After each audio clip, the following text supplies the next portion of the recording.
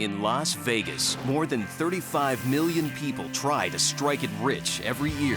Most leave empty-handed, or worse.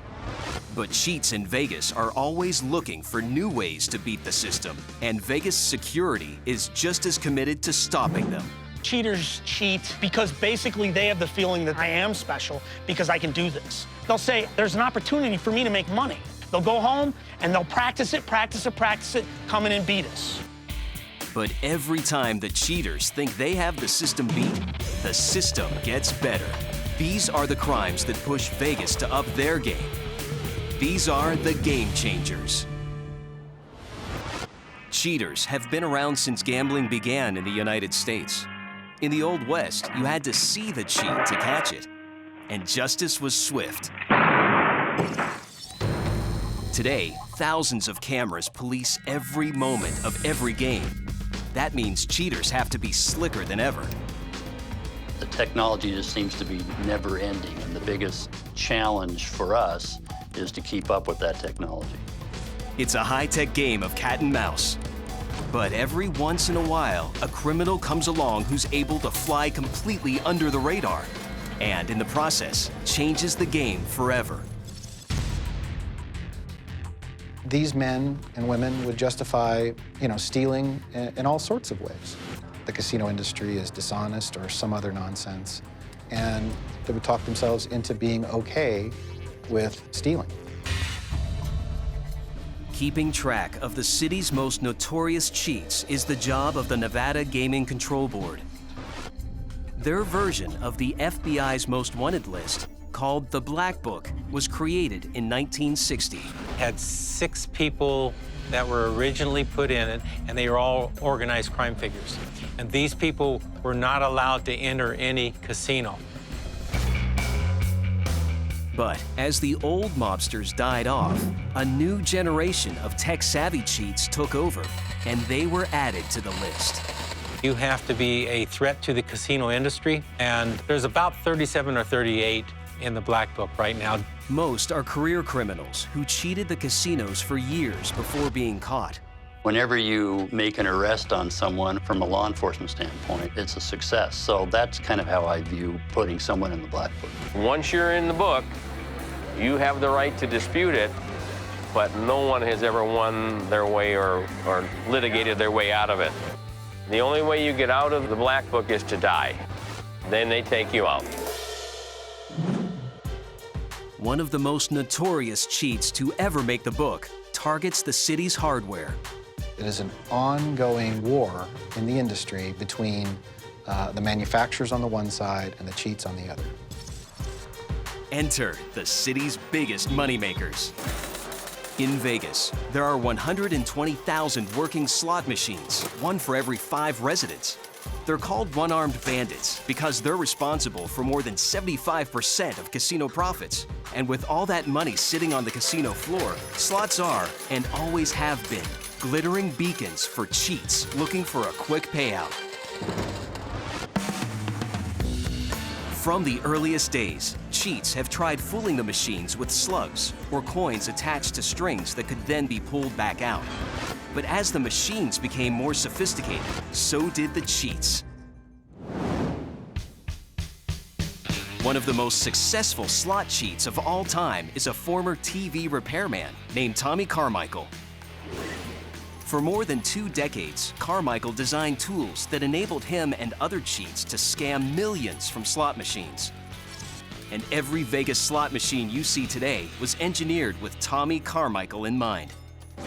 The devices that Tommy Carmichael could create would allow a very surreptitious entry of a machine and a very surreptitious breaching of the security features of a machine that were successful and worked in a large population of the makes and models of slot machines out at that time. This is 62-year-old Carmichael. He agreed to sit down for this exclusive interview to reveal how he took Vegas for a ride. It was like a giant ATM. Just wherever you wanted to go for vacation, you went to withdraw also. The story begins in Carmichael's TV repair shop. A friend of his dropped by with what he told him was a cheating device to cheat slot machines, and it was called a top and bottom joint. Here's how the top and bottom joint works. In 1980, slots had come a long way from the earliest machines. Originally, slotted discs were attached to the ends of 3 spinning reels inside. To hit a jackpot, all of the slots had to line up perfectly, and that's how slot machines got their name. But on the newer machines, levers are attached to the spinning reels. These levers have metal contacts on the ends, which rest against a fixed board that's also covered with contacts. The contacts are wired to a circuit board, and when a jackpot is won, a circuit completes and turns on the motor of the hopper, which dispenses the money. The cheating device brought into Carmichael's shop that day hot wires the hopper's motor, triggering a payout.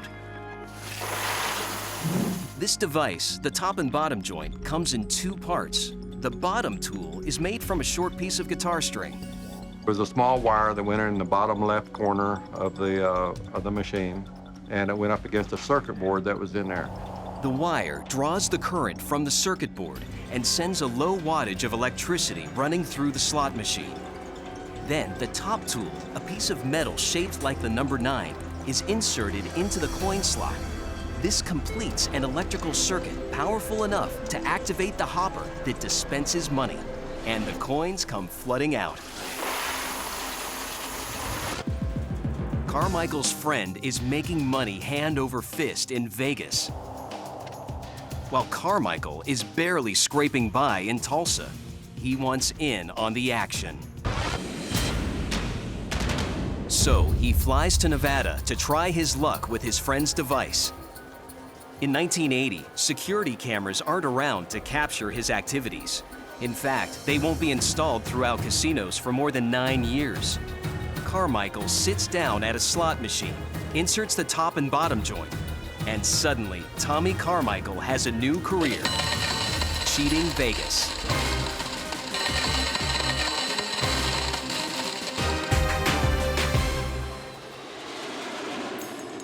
Carmichael begins commuting to Sin City to run his scam. The machines held about $75 back then. On a good day, by working all day long, you might make $2,000 a day, which was good money.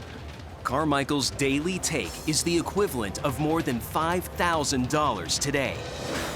I'd stay out there and let somebody else run the shop. I'd be out there a couple of months at a time, but when I'd come back, it seemed like the shop never made any money. So I finally just shut the shop down completely and moved out there and started from that point, actually. Carmichael begins living large. He makes and buys new friends.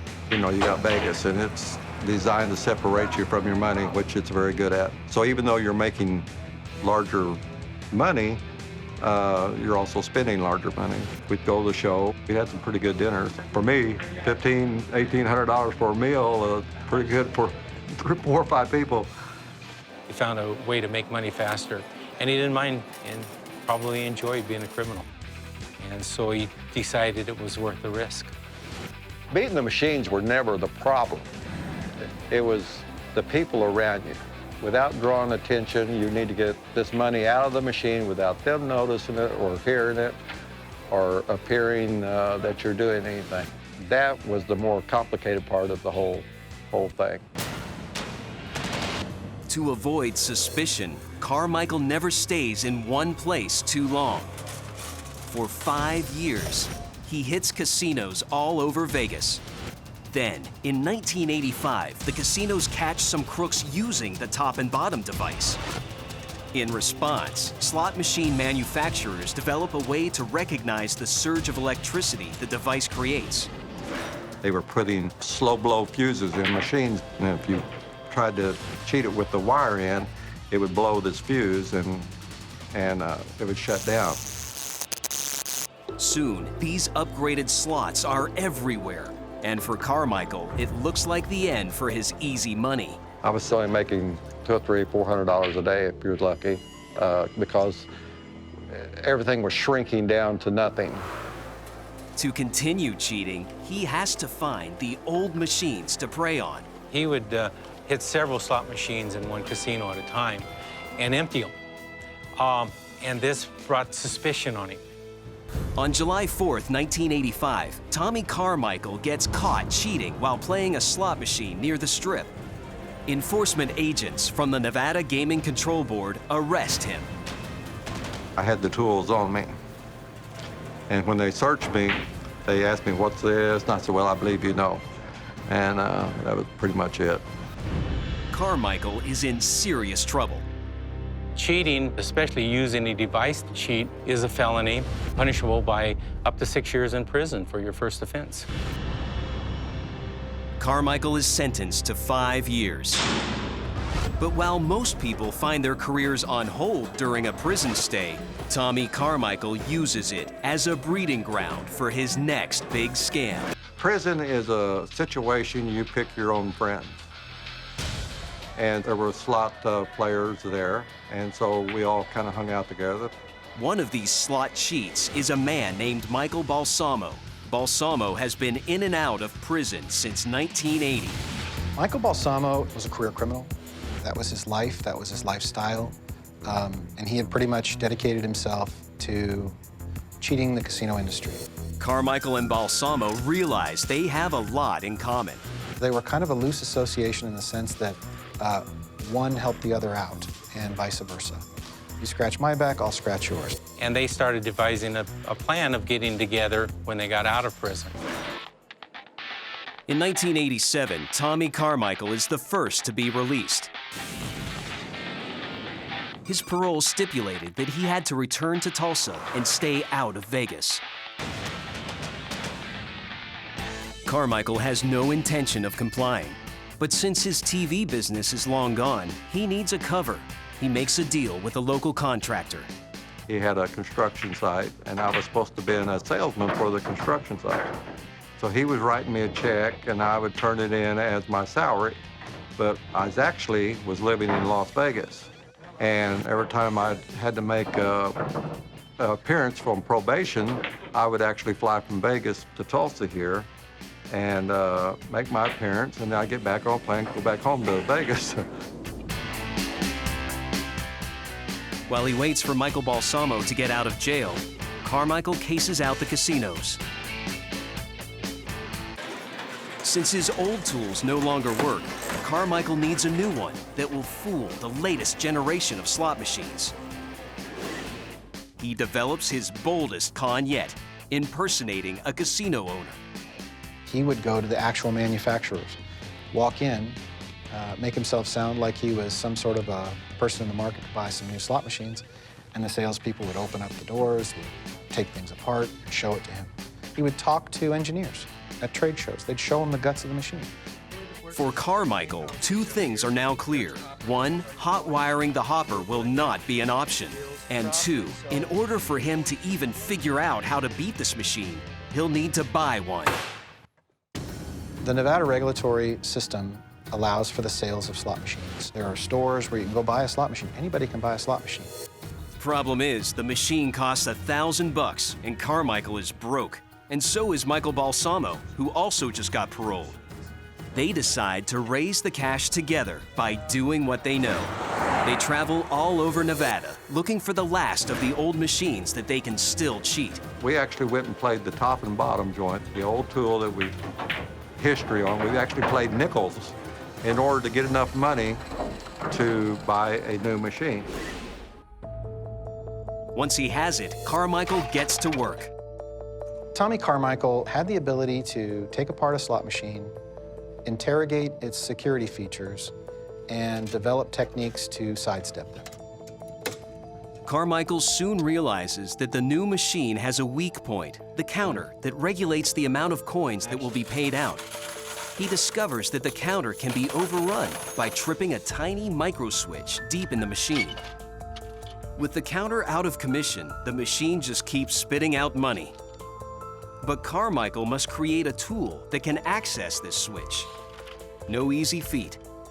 It took about 6 months to really come up with something really good on it. And it was called a slider. It was made out of a concrete trowel. And so it was about 11.5 inches long, and it was thin metal. It went through an air hole in the machine. Once inside, the slider has to slip underneath a secondary security door, then turn 10 degrees to engage the micro switch. But if Carmichael builds the tool with a fixed curve, it will get hung up on the hundreds of wires inside before ever reaching the door. This is a problem. But Carmichael has a stroke of inspiration. He threads piano wire through the nose of the tool so it can be adjusted after it passes beneath the door. It works. And it would slide into the micro switch and stop the count whenever. So the machine was always paying you, but it never knew how much it was paying you because you could actually keep it from counting. With the slider, Carmichael and Balsamo are back in business. They split up. Balsamo takes a slider and begins hitting casinos all over the country. Carmichael stays to work Vegas. That slider was making about $1,000 an hour because that's the speed that the machine would spit quarters out. With the new device, Carmichael is making money 10 times faster than he ever has before. And for the next 2 years, he enjoys all the spoils of his craft. But then, in 1989, the casinos find a new tool as well. Advancements in security camera technology mean the cameras can now be installed anywhere. And in Vegas, this means everywhere. Casinos are now able to closely monitor all aspects of gaming, including slot machines. For Carmichael and Balsamo, avoiding the cameras becomes the #1 priority. They would case an establishment. They would look for obstructions with cameras because the marketing department, they would hang signs. They would make the place beautiful. They would put up flowers. Well, all of a sudden, you know, some of the best cameras for a particular area were masked. Well, the Tommy and Carmichaels of the world would come into a casino, and that's what they were looking for. Carmichael gets away with it for a year. But then, in 1990, surveillance officers notice him acting suspiciously at a machine.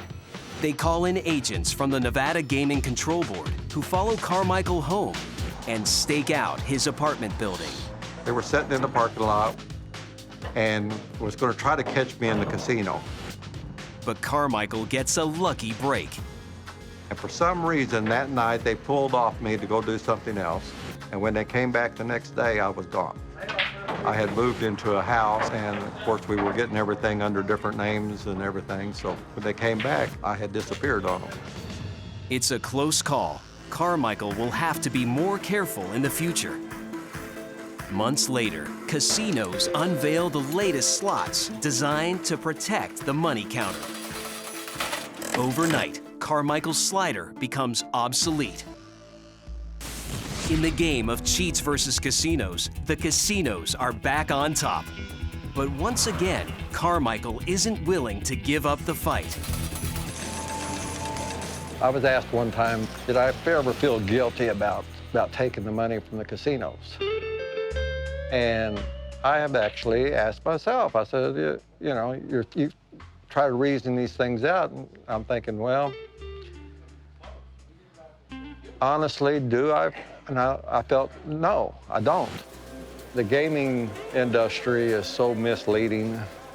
With cards or live type gaming, it's happening in front of you, and you got some kind of fair chance.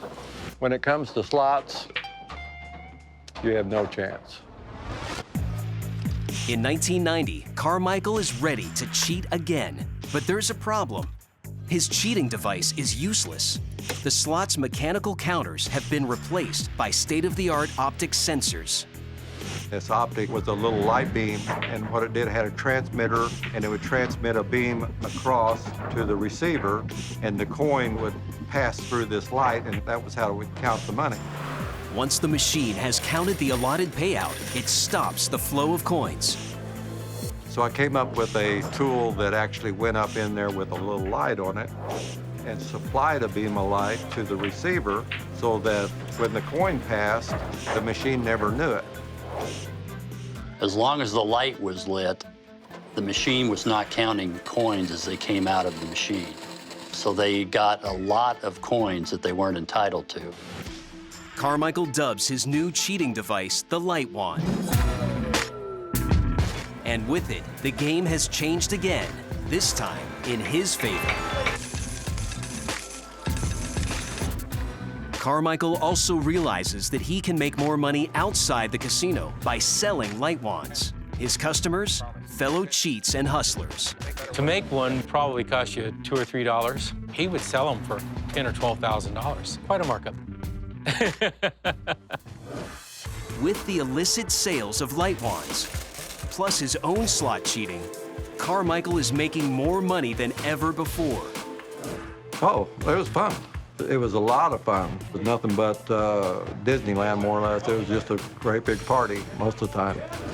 Tommy Carmichael's operation was a huge threat to the casino industry because he had so many cheaters involved using devices that he had created. They were stealing thousands and thousands of dollars a day. But Carmichael doesn't restrict himself to just cheating Vegas. He and his fellow scammers take the light wands on the road. It went all over the United States. And we'd drive up to Reno just for something to do, or Lake Tahoe, or Atlantic City, or Biloxi. He hung out with a drug crowd. They partied a lot. Remember, at their core, they're all con men, so it's not like they were buddy-buddy. Like, you know, it wasn't like they were a SEAL team where everybody trusted everybody. They were waiting for the knife in the back. But with so many people using Carmichael's light wands, there is more room for error. Light wands get stuck in machines and abandoned, only to be found by casino workers who hand them over to the Nevada Gaming Control Board. Here's the actual device. The black shrink tubing and black electrical tape are on there because we had to repair the device. It had become broken. Just now Julie's going to demonstrate how it's inserted through the coin return and positioned properly inside the game. But notice that the credit meter remains at 6 credits. Go ahead and cash out. Gaming agents create a video to show slot machine manufacturers how their machines have been compromised. So out of the 6 credits that the game thinks it paid out, these are the quarters that actually came out of the hopper. Obviously, significantly more than 6. When they realized what was happening, the slot machine industry introduced a delay. So if you heard a payout where the coins are falling, about every 6 or 7 seconds, there would be a slight delay. That delay was to outsmart the light beam. And so the light beam would stay on, and the delay would say, whoops, there should be no light. So the machine would shut down. The good guys are ahead again, but not for long. Carmichael modifies the light wand so the cheater can quickly turn off the device during the lag time. You just had an off and on switch. It was probably the most simple electrical circuit there is. Problem solved. It's back to business as usual. But then in 1996, alert surveillance officers finally catch Carmichael in the act. They noticed the money was coming out and the coin count was stopped of the machine. And here we go again. Here comes the security. Carmichael responds quickly. He pulls the light wand from the machine. And I sling the tool, and the tool goes clear across the casino. Well, the security all go over there, and they're looking all over the place for this tool. Can't find the tool. I told them, I said, there is no tool. But eventually, the light wand is found. It looks like Carmichael's luck has finally run out. Or has it? But they didn't have a case because where did that tool come from? I mean, is it mine or is it somebody else's they already had? Or I had a real good attorney. The prosecutor didn't feel there was sufficient evidence. The surveillance cameras were not on the machines enough to show him actually using the device in the machine. And authorities can't bust him on being in Las Vegas illegally, since his parole expired 4 years earlier. So they dropped the charges against him. Carmichael has eluded justice, but once again, he's high on the radar at the Nevada Gaming Control Board. And his next misstep could easily be his last. Carmichael keeps his operation undercover. Then, in 1999, prison buddy Michael Balsamo re-enters the picture. He had done well for himself with Carmichael's cheating devices in the past, and he's eager to take advantage of Carmichael's latest technology. I think Tommy Carmichael would tell you that his fatal mistake was involving Michael Balsamo in his cheating group, because Balsamo was kind of out of control and didn't really care what he did or how he did it. Balsamo has big plans.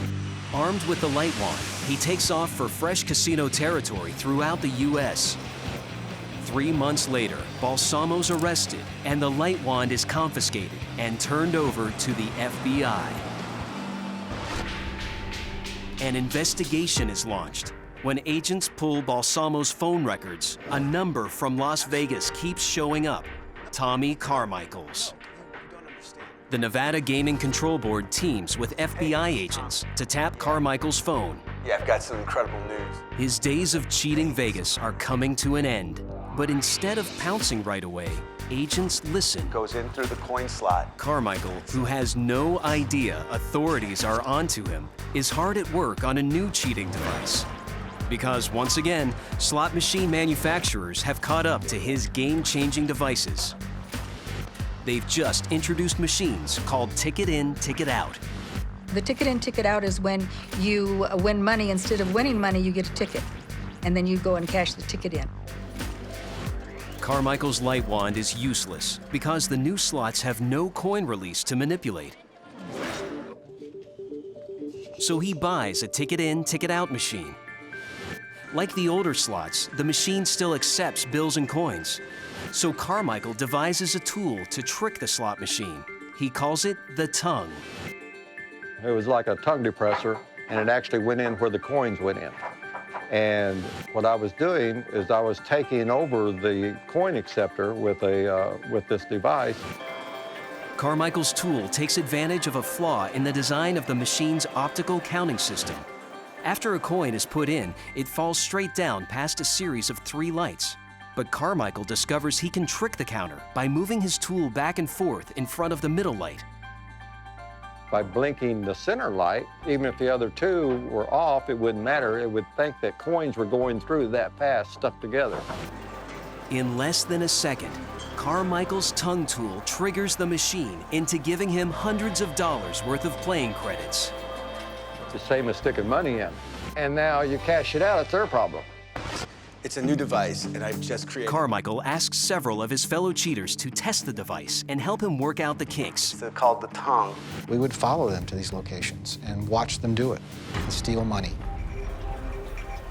It's a very backed-off surveillance package, but we were doing it for a reason. We were building a bigger case. The tipping point, the reason that we dropped the hammer on them, is that they had perfected and successfully tested a 25-cent coin-in device. And they were upgrading the thing to a $5 coin-in device. A $5 machine can lose lots and lots of money in a very short period of time. It had the potential for millions of dollars worth of losses. We were going to shoot it making a couple $1 million apiece and then just retire it. This one works completely different. Everything else went up. Carmichael still has no idea the feds are onto him. He is moving fast, so now the FBI has to act. When Carmichael flies to Atlantic City to score some easy cash, agents are waiting for him. He is caught red-handed with his tools and arrested. In 2000, the cheater who changed the security game by defeating every bit of technology he encountered pleads guilty to running an illegal gambling enterprise. Always looking for a good angle, Carmichael gets a lighter sentence by agreeing to show authorities how all his tools work. It was fun. I mean, 20 years, it was 20 years of just go till the wheels fall off, you know? But there are still dozens of other cheaters out there using the tools Carmichael created. And one of the boldest is Michael Balsamo, who has now taught his entire family to steal.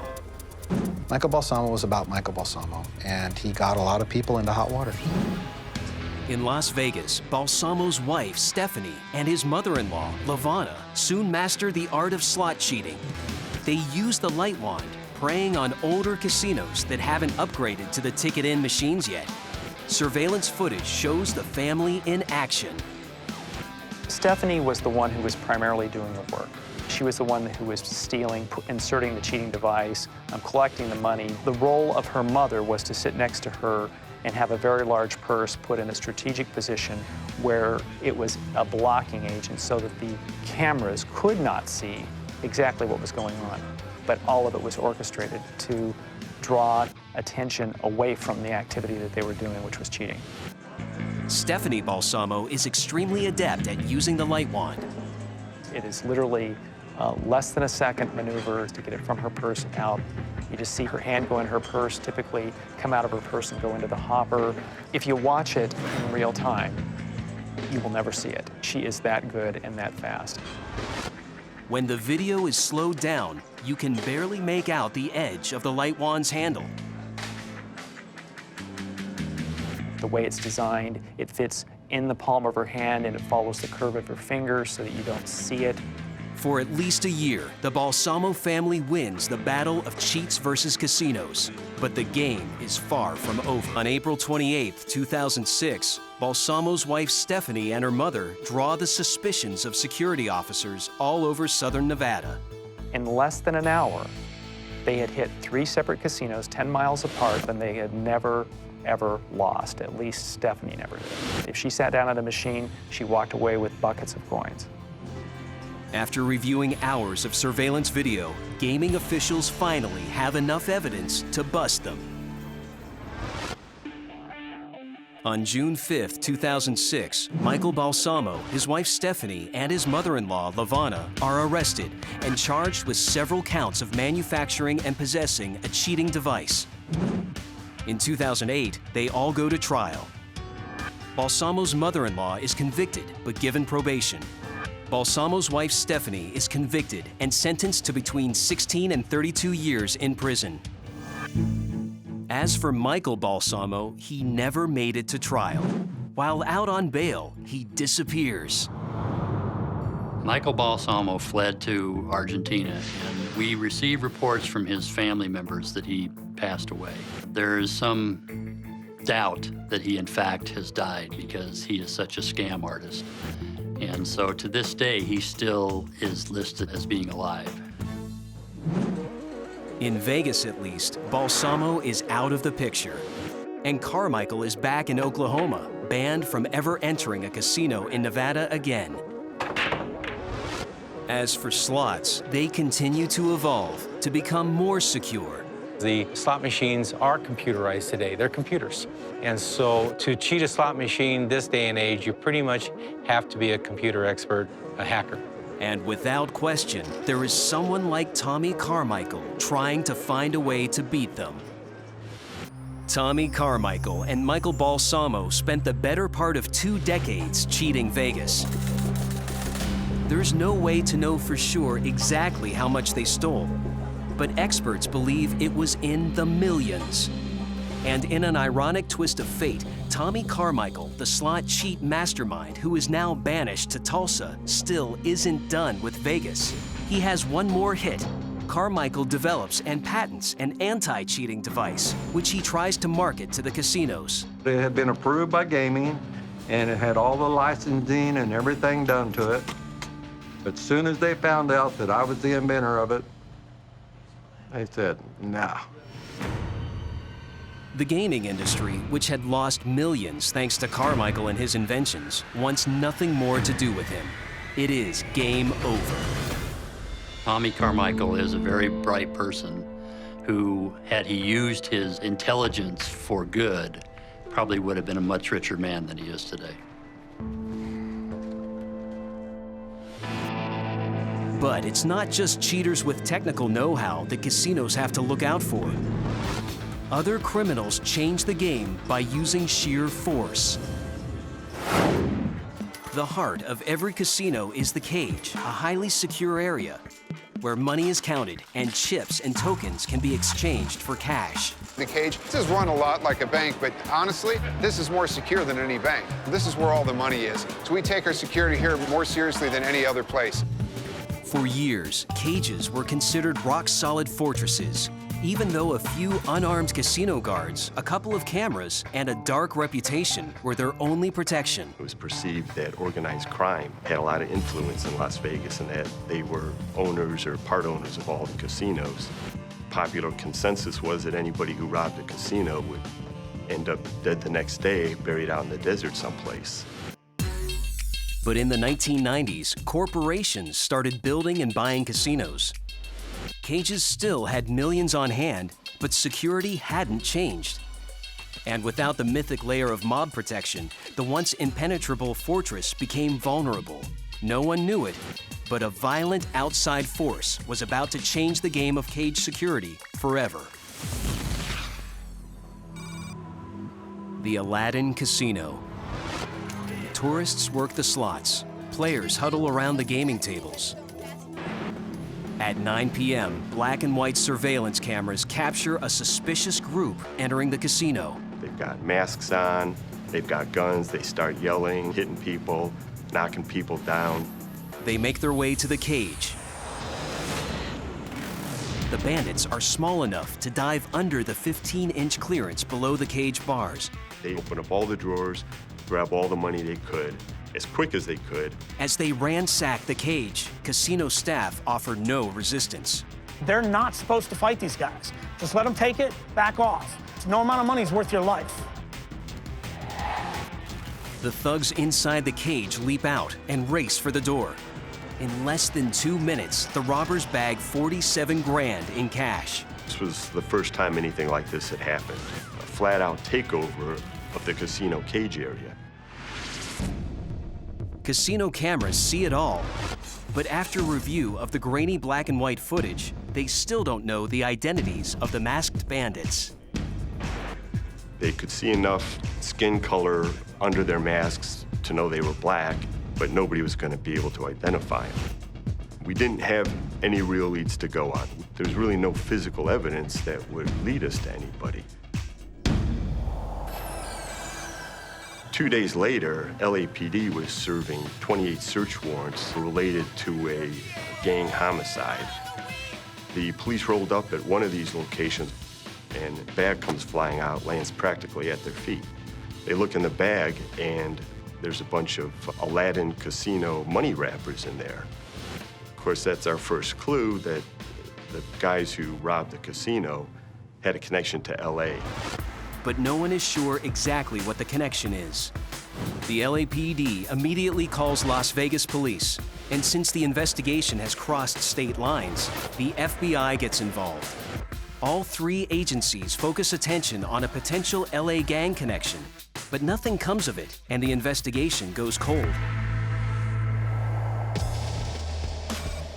2 months later, the Flamingo, another casino with easy access to the cage, is hit. 4 guys come running in, guns out, all masked up, vault the counter, grab the money. They all leave, get in a stolen van, take off. Took less than 2 minutes, and they were out of there with $150,000. Once again, the robbers leave behind no clues, little evidence, and no suspects. Desperate to avoid a mass exodus of customers, Vegas increases camera coverage and adds security on casino floors. The reason that everybody was so concerned about this robbery series was that they didn't want it to affect tourism. They didn't want anybody not to feel safe in a hotel in Las Vegas. And that's what this gang was making people feel unsafe. They were unsafe. Nobody wants to go to a hotel that, looks like you're in Baghdad. But there's no stopping the bandits. 2 days later, they hit Harrah's, only this time, they amp up the attack. 4 young men come running in, they pistol whip a lady, they hit another guy in the head. 2 of them vault the counter, they grab another guy by the hair, hold the gun to his head, while the 2 behind the counter rifle the drawers.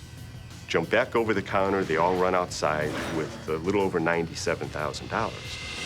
They crash through a gate, and they go into the Harris parking garage, where they switch to another vehicle. The police officer sees this van coming out with its lights off, 3 in the morning. He starts following it. The van takes off, the chase is on. They get the helicopter up, the squad cars converge, and there's a 20-minute high-speed chase through Vegas. The subjects ram a police car that's at a roadblock, lose control, hit a fire hydrant, crash into a telephone pole, and everybody scattered. Police canine units pursue on foot. 30 harrowing minutes later, they bust all 4 thieves, plus the getaway driver. Unmasked, authorities discovered that the terrifying casino cage attackers are just teenagers from Los Angeles gangs, hoping to build up their street credibility. The gangs will use kids for a lot of stuff. They'll use them as lookouts, they'll use them as couriers, they'll use them to pass messages, sometimes make deliveries or carry money, because they know that even if they get caught, the kid will have no incentive to talk because he won't be looking at that much time. He's a juvenile. Plus, the younger they were, the dumber they were to put themselves at this kind of risk. That means one thing to authorities. We didn't have the guys who had been setting this up and was responsible for robbery after robbery. So that's what we were trying to uncover. The cops put the squeeze on the attack crew, interrogating them for hours in search of the ringleaders. But whoever is running this dangerous scam has been careful. The teenagers don't even know the names of the guys they're working for. A year goes by. And it took so long, the time kind of worked in our favor because these gang members, they were continually getting in trouble with the law. And when they would get jammed up bad enough, they'd be looking for a way to get out. They'd be thinking, well, you know, I know a little bit about this casino robbery. So we got a lot of bits of information from a lot of people, and we put the whole thing together. Authorities uncover not one, but 2 ringleaders behind the violent cage raids. Melvin Foster and Chet Govan are unlikely partners from rival Los Angeles gangs. Loyalty to the gang really goes out the window when it comes to making money. Melvin Foster was a member of the Los Angeles Bloods gang. He had gotten the idea for the robberies after he traveled to Vegas and recognized a serious flaw in casino cages. Melvin Foster was well aware that most of the casinos didn't have bars and stuff. They looked more like a bank counter, but there was a lot more money behind the counter than you would find at the typical bank. Foster had mapped out a plan. He started by choosing casinos with cages close to exits and with the fewest cameras and security guards. Foster was ready, but he wanted to increase his odds of success. For that, he needed a partner, someone street smart, someone like him. But who could he trust? Family. He turned to his cousin, Dion Chappelle. Chappelle suggested a partnership with her boyfriend from the rival Crips gang. His name was Chet Govan, who went by the street name Short Dog. In 1994 Los Angeles, on a normal day, these 2 gang members would kill each other before they would ever talk. Guys are supposed to be rivals, supposed to be trying to tear each other's head off, but next thing you know, they're involved in that kind of activity together. Foster had the mind, and Govan had the mettle. They needed each other, even if no one could understand the partnership on the street. Foster and Govan used young gang members from LA's toughest neighborhoods to storm the Vegas casino cages unchallenged. Finding young men in the streets that were willing to get involved, especially if they thought they could make a quick buck, it was really easy because they know they're willing to go out and do something crazy.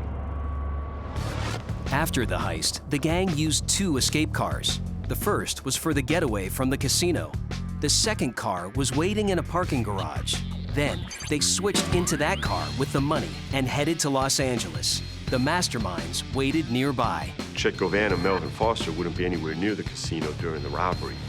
When they got word the heist was pulled off, Govan and Foster made their way back to South Central Los Angeles in their own car. This way they would never be connected with, either the robbers, the physical evidence from the robbery, or even the money. Incredibly, Foster and Govan didn't give a dime to the brazen young gang members who pulled off the heists.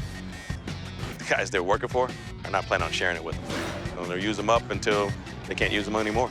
You know, they move on to the next youngster that will do something stupid for them. Once Foster and Govan are arrested, the two rivals quickly flip on each other. The authorities now have enough to put them away. Foster gets 18.5 years in prison.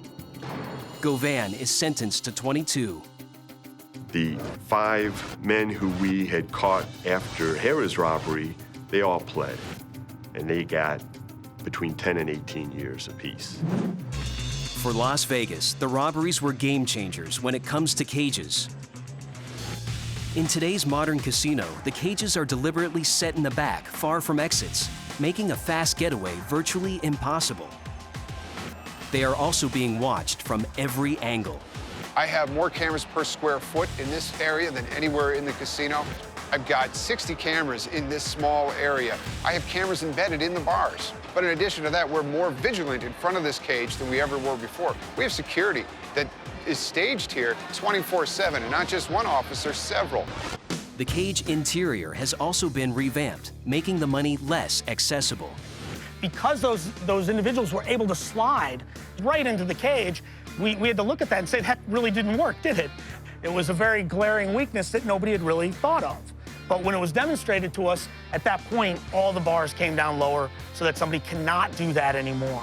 The lowered bars are only the first new layer of protection. The initial door you walk in to get into the cage leads you into the chip bank area, where they're going to be conducting transactions, taking chips to the table, bringing chips back that have been redeemed from a game.